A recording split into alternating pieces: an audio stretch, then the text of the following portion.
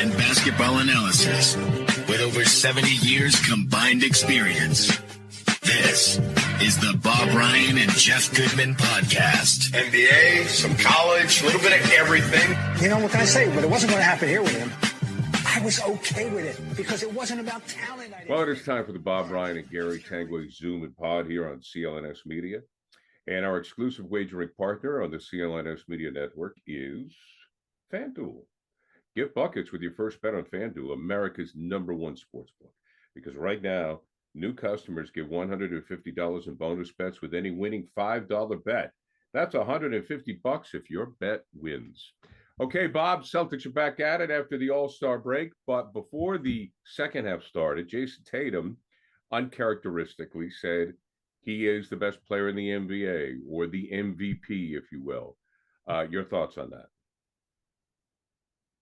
Not all, so many of the great athletes in all sports have of the belief that they need to project to the public that they are the best, that they have worked the hardest, that they have that supreme confidence in their skill. And that's really what they're saying, you know, and ultimately that, he can't really believe that. It bothers me a little bit. I saw that clip and I said, okay, you know, if you want to say I'm in the top 5, okay, you know, that's arguable, but I think that's fair. We know when he's in the top 10, but wow, you know, okay, but that's not uncommon. I'll bet Doncic saying the same thing privately. I'll bet Jokic is, you know, Giannis must be, you know, Embiid must be, you know, and I'm sure right now SGA is saying that. So, right. You know, it's a bit of excessive bravado. You're not the best player in the league. You are very skilled. You're now worried. What one thing that would have been appropriate? I think I should be first team All-NBA. All right, you can make yourself a case for that. But best in the league, all right, fine. Maybe he does believe it. And all I know is he's playing very well. He's broadened his game this year even more. His passing ability is on display more often. We know he guards well, and he's a terrific player. So to be the best player in the league, you ask yourself, if you could start, you had to play for your life tonight, and you got first pick of any player in the league, who are you going to pick? And how many people would pick Jayson Tatum? Who would you pick? On that, for that one, you know, I'm trying to think of competitiveness. I'm trying to think of, you know, a range of skill, the ability to get ferocious if it's necessary without craziness. It might be, I'd say Giannis. I'd go with Giannis. Yeah. Now I'm a big fan of Jokic naturally, and right. Yet he worries me about his. I'm not worries me. No, I'm sorry. He is so laid back personally, you know, and I, you know, maybe I'm underestimating the competitive fire. I don't doubt Giannis's competitive fire. Right. Okay. Well, it's an interesting discussion. Yeah. All those kind of things are fun. Yeah. I mean, you know, you could go the way SGA was playing. He's in the conversation, but then you've got Giannis, you know, and but it's not the way it once was, where it's LeBron. You know, for 15 years, it was Bird Magic. Then it was Michael. Then it was LeBron. Now it's kind of... I'll tell you a guy that I think would believe it right now, Durant. I bet Durant would be happy to make a case for himself, even at this stage of his career. I'm saying, and certainly dial back 2 or 3. He said, "I was the best player." Yeah, I'm just saying. I think he would be. I may be wrong, but I think he would be would be very happy to make that case for himself. It's really too bad New Jersey or Brooklyn didn't work out for him, because he was that guy, Bob. Actually, he was the heir apparent to LeBron, but we forgot all about him because of the disaster with the Nets. He got older. Now he's with Phoenix. And if he had stayed with Golden State, we would be calling him the heir apparent. Yeah, right. And so, yeah, you're right. His place in the history, I mean, it's going to be interesting. He's secure. He's a top 10. I think he's top 10 or 12 But he's going out with a whimper. He's going out with a whimper. But he's got, but he alienated a portion of the populace by going to Golden State, piling on, they thought, and not wanting to do it himself and be the leader of a team and be willing to be the accomplice. Anyway, that bothers some people. I didn't get upset with that. That I didn't care at all. That didn't bother me. To me, LeBron went to Miami, wanted to win a championship. I thought both guys wanted to be team players, so sometimes when you're at that level, Bob, you just can't win. Yeah. And of course, people say, what about Curry? Well, Curry's older now, but generally speaking, and that's why with SGA, I threw him out there because he's having a real MVP consideration. Okay. Right. But generally speaking, when you're talking about best player, it is generally at worst a mid-sized player, or at least 6 or 8, who does everything, who passes, who shoots, who rebounds, defends, and it generally rules out anyone any shorter than that, only for the rebounding, and so Curry his niche is, I'm the greatest shooter of all time. I will vouch for that. He is the greatest shooter of all time. That's a pretty good distinction. I wonder if somebody is in Jason's ear about stepping forward more into the spotlight.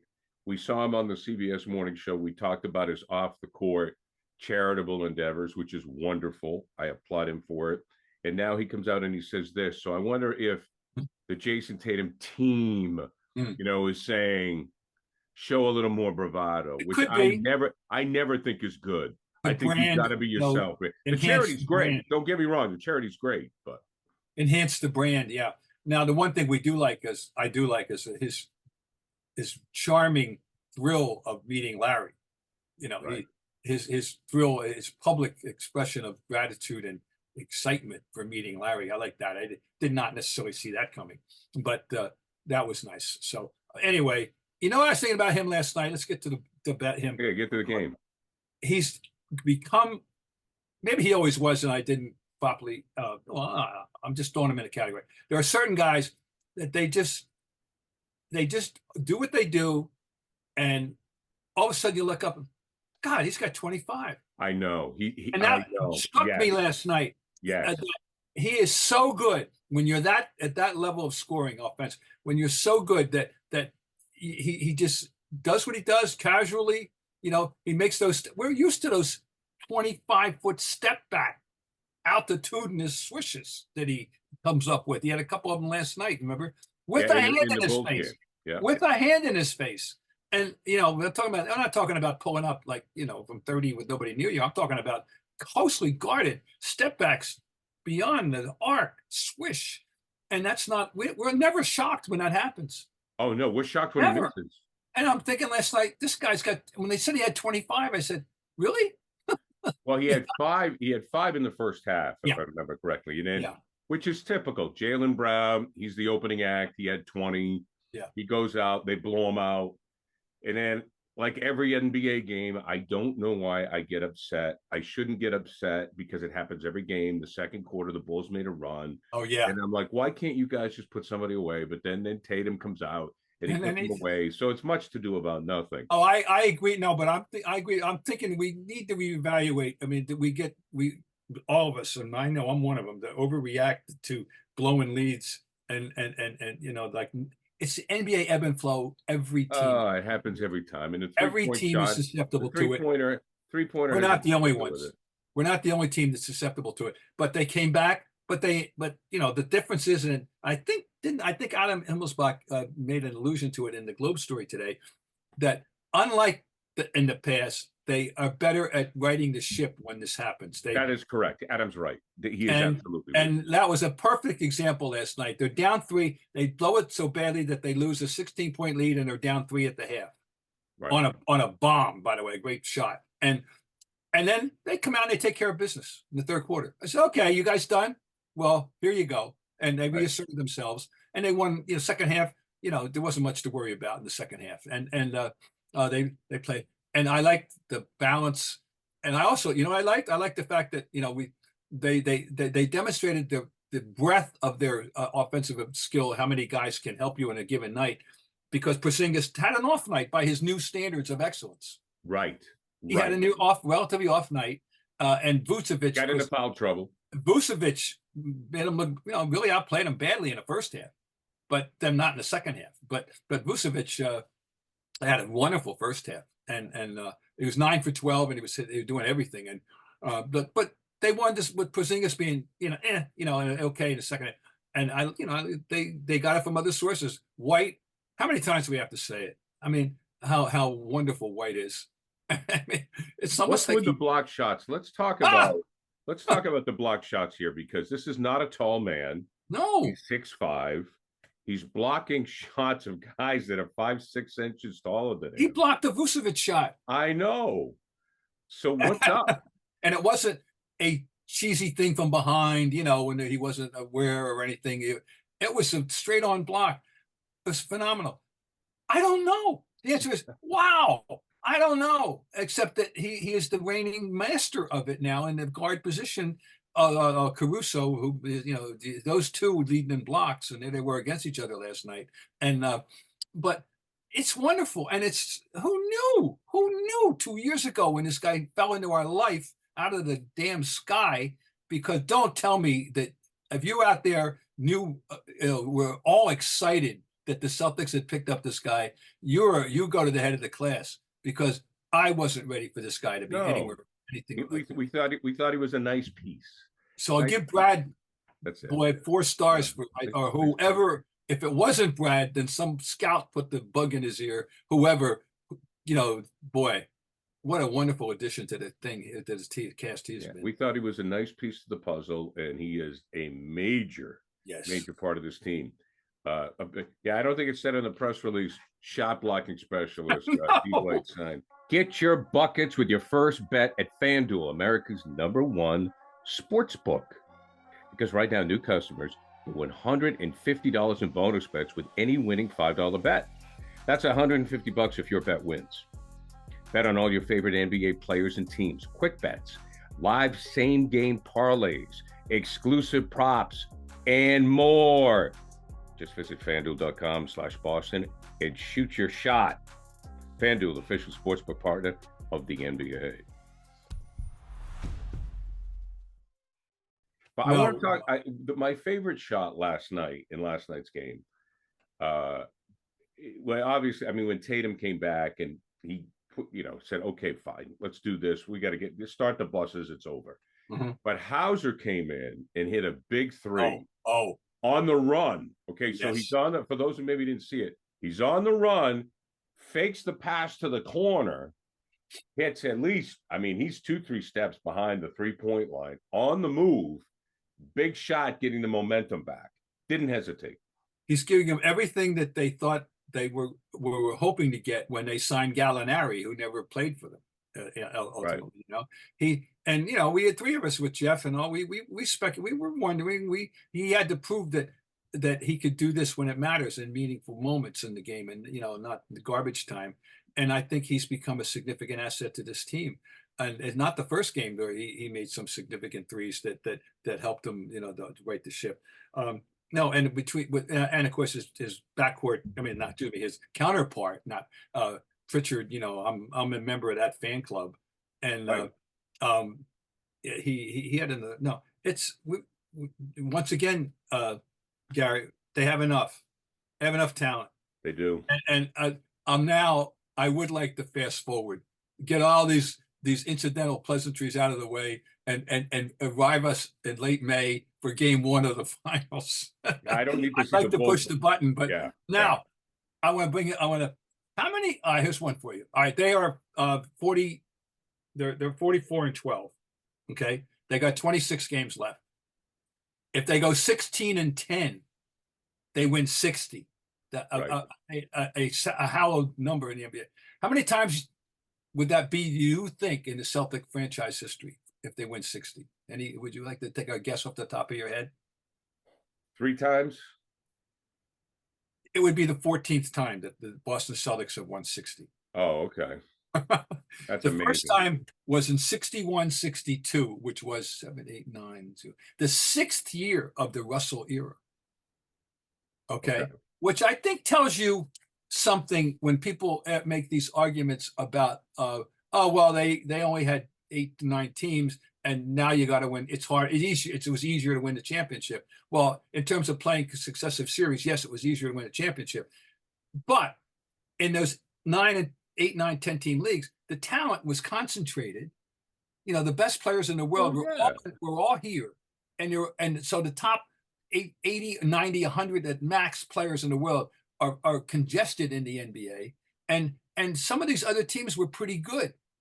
You know, they had some pretty good players. The Lakers were good. They were good. They were good teams. And so it took the Celtics 6 years to win 60 after they got Russell. I think about the competition was a little bit better than people think. You know, so the first time they won 60 was 61, 62. And that's when it started. And of course, the record, it's interesting.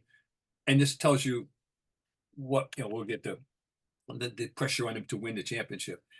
Remember that the franchise record is 68-14, and that team did not win. That was a 70 because Hauser got hurt, and that's why they didn't win.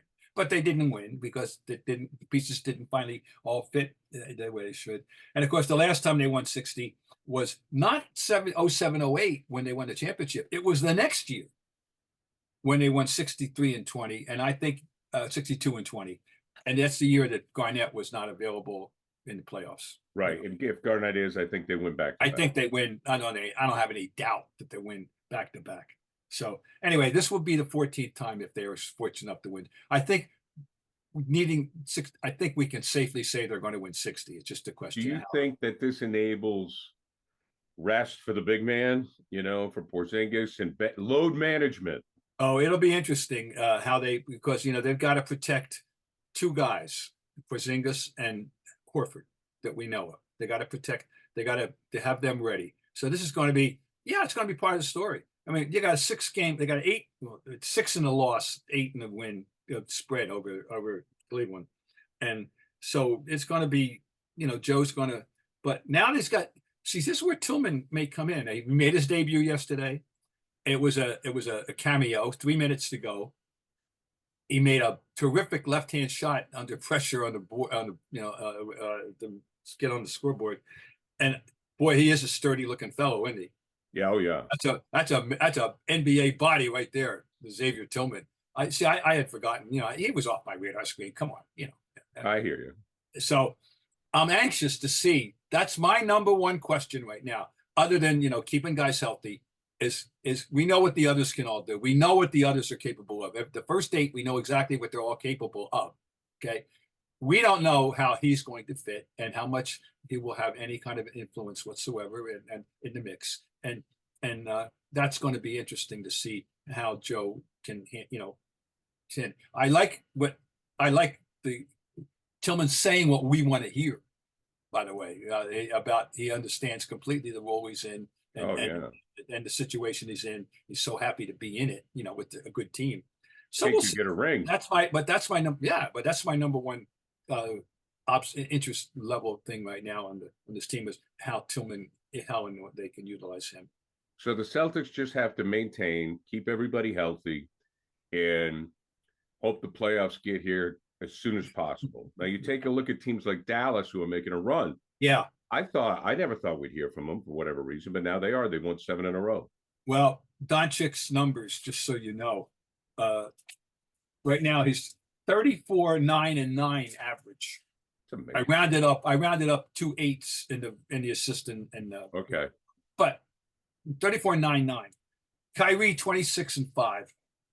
And then, there's a lot of guys that people don't know much about, like Tim Hardaway Jr., and a few other guys, that Gafford, now they got Gafford. Anyway, this the West is such a jumble. That's all. The West. It's a good take. It's a good watch. Oh, it's good. It is good. Good watch.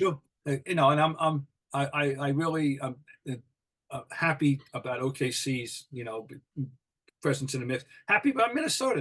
They've been around long enough that people deserve something, I think, and they got something that play NBA PR man. If you want to watch a 10:00 game, or if you have a West Coast team making an East Coast trip, you've got Minnesota, Oklahoma City, the Clippers, Everybody still watches Golden State and LeBron and the Lakers if the guys are playing. Phoenix, Dallas, Yeah, Denver. I mean, yeah, those are all good takes. absolutely. And any one, well, I'd say I wouldn't say the Lakers, but the Clippers It's went a to LeBron factor, I don't yeah. The Clippers. Now LeBron's already getting pilloried because he didn't play last night Oh, okay, because and the after All-Star playing in game. the All-Star game, and people, Yeah, yeah. LeBron haters, he's giving them fuel. There was I read a lot of X stuff yesterday that Yeah. from the LeBron haters, out there. Yeah. It's he'll never be able to win them over. There's no question about that. And No, he's not perfect. He's okay in but my book. At the start of the new year, every small business owner is asking themselves the same question. What's the one move that I can make to take my business to the next level in 2024? LinkedIn Jobs knows that your success depends on the team you surround yourself with. That's why LinkedIn Jobs has created the tools to help you find the right professionals for your team faster and for free. Now, listen, you're busy building a business. You need the perfect team member to help you do that. It's just like sports. You can be a great coach, but if you don't have the players, if you don't have the chemistry, it's not going to matter. And it takes time to develop this chemistry and find these players. So the heavy lifting, it all goes to LinkedIn Jobs. They'll handle it for you. So you have to have a great team, you have to have a great chemistry, and these are the hiring tools that'll enable you to get that. LinkedIn isn't just another job board. LinkedIn has a vast network of more than 1 billion professionals, which makes it the best place to hire. Hiring is easy when you have that many quality candidates. So easy, in fact, get a load of this number. 86% of small businesses get a qualified candidate within 24 hours. How about that?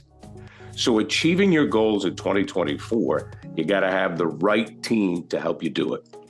It's why small business rates LinkedIn Jobs number 1 in delivering quality hires versus leading competitors. LinkedIn also knows that small businesses are wearing so many hats, they might not have time or the resources to hire. Thankfully, with LinkedIn, the process is intuitive, quick, and easy. Post your job for free at linkedin.com/scribe. That's linkedin.com/scribe to post your job for free. Terms and conditions apply. Bob, who do you think, at the end of the day, like I mentioned the competition, but left standing to me, I think the team's obviously Denver's number 1. I think now the Clippers are number 2. Oh, I see. What do you think? Yes. Okay. They would worry me. The Thunder? They would worry me. Well, I just, those guys, and remember, there's 4 of them, because don't forget Westbrook's coming off the bench, and apparently he's keeping his mouth shut and doing a pretty good job. Right. And so they got the 4 of them, and I do think they will be heard from, and we know that Ty Lue can coach. There's no question. So I got them on the radar screen, definitely. And I hope that OKC can keep it going for the way, and I hope Minnesota can keep it going out there for their people. And but I mean, I got nothing. I'm not a fan of Harden, that, but right. I have nothing against Leonard. I got nothing against George. I have nothing against Westbrook either. We all know if it's one of those situations with all 4 players, if they want to do it, they can. They're and Zubac, he's nobody's all-star, but he's a better player than people think. And I'm forgetting somebody else big. So I think absolutely, but the stage is set for a very competitive Western Conference playoffs for sure. And over here, I'll tell you that if I'm a Knicks fan, I'd be so frustrated because it was what a tease January was. I know. When they had all their bodies and everything was great. But I'm going to tell you something. Leon Rose picked up 2 guys and that can. Bogdanovich, did you notice that 20-some points last night? I did not see that. And they picked up 2 shooters, and Alec Burks and Bogdanovich. And of course, you follow what Dante DiVincenzo's been doing. Dante's been playing the best basketball of his life. And if they ever get now, but Randall's not talking surgery, and Anunoby's talking, I'll be back. Okay, if they could ever get it to the finish line and get healthy, they would be interesting. I'll say that. They're interesting. sure. It's New York. It's Madison Square Garden. You love the players. They're not a contender, but they could be very interesting. And I mean, Brunson right now, continues to it's elevate. Brunson has yeah, it's placed great. himself. He's placed himself in the inner circle now. I mean, he's just having a fantastic year. But I mean, And it's the Celtics in now Milwaukee, though, right? we're no Celtics in longer Milwaukee. surprised. We're no longer surprised if he gets 40. Brunson, forget about Oh 30. no. Well, I Bob, mean, jeez. I'm not surprised if anybody gets 40 anymore. Well, that's true. Gus, I counted the other day how many guys are averaging 20 points a game. 27. Yeah. 27 people are averaging 20 points a game. I didn't go back, and I was going to do my homework and say, all right, let's go back 10 years. Let's go back 20 years. Let's find out. I'll do that. I'll report to you That'll be on the next time we meet, and to see how incredible this offensive surge is. Oh, it's great. And I love to watch it. I know I love it. I think the game, I don't think the game's ever been better. I know there's a lot of 3-point shots. People don't like it, but I think the game is a great watch. The All-Star game is not. Well, no, that's a whole we won't go back there. We won't go back there. we expressed ourselves on that one, so that's okay. Yeah. Okay, Bob. One parting shot. Okay. Okay. What's that? All right, go ahead. I'm sorry. Go ahead. I was going to say Sabonis. You want to talk about the father and son combo? He didn't make the All-Star team, and I understand. I don't go with snub. Snub's not right. It's tough decisions, and he didn't make it. And the guy is leading the league in rebounds. And last night, in a victory over the Spurs, he had his 19th triple-double of the year. I mean, please, people, this guy he does everything for you. And all right, so again, guys, it really aren't that many. It's not as good as baseball. I think he and Daddy Arvidas Sabonis are the greatest father-son that basketball has ever known. Now, really, the Currys, Del Curry was a really nice player, good 3-point shooter, but he wasn't Arvidas Sabonis. Then again, Steph Curry is a higher level, historically than right. But if that would be the number one contender, would be the combination of Dell, and then of course you throw in Seth on the sidecar too. Right. But I'm just nominating. Consider, and if anybody can come up with another one. The only other one, I mean, Jelly Bean, was he just ABA or did he? Jelly was that's a very interesting one. Jelly Bean was a better than average, but no star. But except in his head, he was a legend in his own mind, and kind of a screw up kind of guy with a range of skill. It was pretty good. His famous line when he was traded away from Philadelphia was, quote, "I guess this means they don't want any Magic Johnson types around here," unquote. Now, Jelly was more known for being a screw up than who should have been better, and that's why when the kid came along, I said this, I wrote this, I said, I cannot believe that this kid sprang from that womb that is Jelly Bean, the Jelly Bean's father is his father, because he's so different. He's so much more focused than Jelly Bean was. But, Jelly was, he made his name ultimately in Europe, and this is where, Kobe was raised in his formative childhood years. He wasn't born there, but he spent 6 or 7 years in Italy, and speaks fluent Italian and became a big soccer fan on top of it. Anyway, the Bryants are good. The Dunleavys, but Junior. No. I mean, that George Mikan's son Larry played. No, people don't remember that. No. And I might think of a few, but I'm nominating the Sabonis. The balance. I think you have to look at the balance. Like, I mean, if you have the name Jelly Bean, something's up. Yeah. Right. But I mean, Kobe is one of the greatest of all time, and Jelly Bean, it doesn't balance out. The Sabonis's, you could say, they're pretty equol. Yeah. And you even mentioned the father didn't start playing until he was 30. People in America only really good, I mean, so I'm not being condescending. I'm saying most American basketball fans don't appreciate him, Sabonis, because they remember him in the NBA when he came over. He was 30, right. and he had his moments, but he wasn't, he was good, but he wasn't great. But his international career is phenomenal. And I saw him. I'll never forget a game he played in the Melbourne Olympics, in 2000. And it was, if I could get that tape, this is a clinic. Here is how to play the position. It should have been titled, I am going to put on a clinic for you people. I am going to show you what you do when you're a basketball center, an old-fashioned five.